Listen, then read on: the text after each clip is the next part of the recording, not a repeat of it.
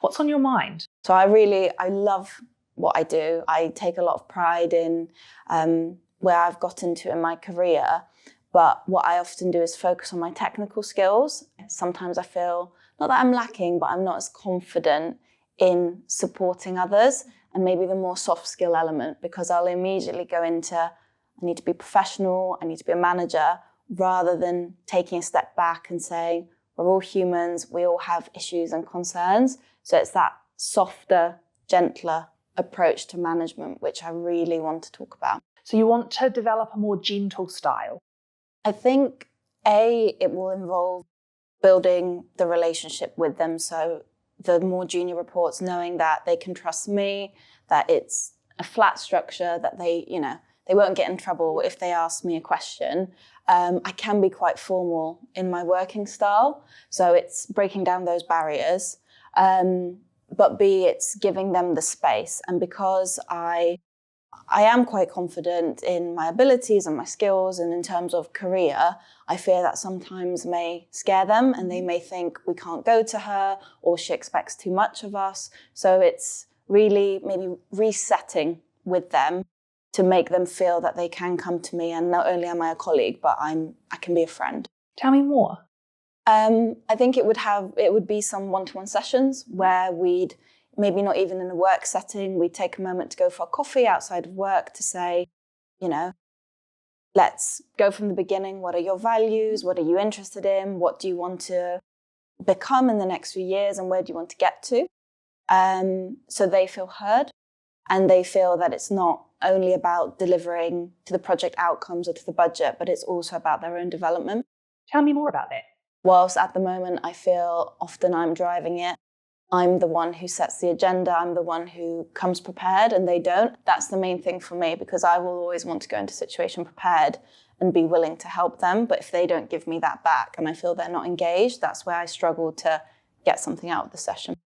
So you struggle when they come along and they're not prepared? Yes, because it's the proactivity, and it feels that, again, there's not that element of trust that I would like, and that maybe, not as engaged with the job as I'd like, and it makes me immediately distrust them a bit and want to play up on that control, check in. Right.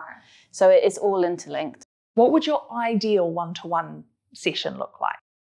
I think taking it out maybe of a very formal office setting or in a meeting room. So there's a couple of people who I work with that we'd be able to just meet up in the office and say, you know what, let's have a coffee, just chat about life, and then get into the work stuff. So what's going on in your life? What are you excited about? And also not having a prescribed agenda, asking them, what do you want to get out of it? And, is there anything on your mind? And if not, we can just have a bit of a social catch up for a change. And having a laugh. Yeah. Which again, I get so into my work that I often forget about the fun. So having a bit of a laugh with them, and just again, understanding what's going on in their life outside of all the nitty-gritty of work. Tell me more. Enabling them, that's the thing I think I struggle with a lot, because I feel I always have to lift others up and help them see that they have to be structured and come prepared, but enabling them to come to me and me taking a step back and just listening. So I think it's that active listening. So just being a bit more relaxed. What might help you be more relaxed in those meetings?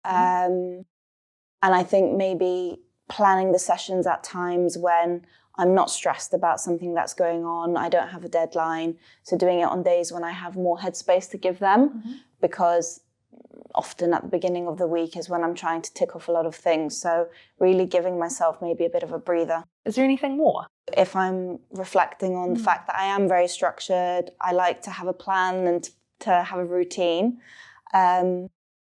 taking a step back and enabling the other person to come to me and to shape their own agenda and shape their own path is something, as a manager, I need to do more of, and just accept that sometimes there won't always be a plan, and we can just have a bit more of a free-flowing conversation. Amazing. Sounds like you've got a really good plan.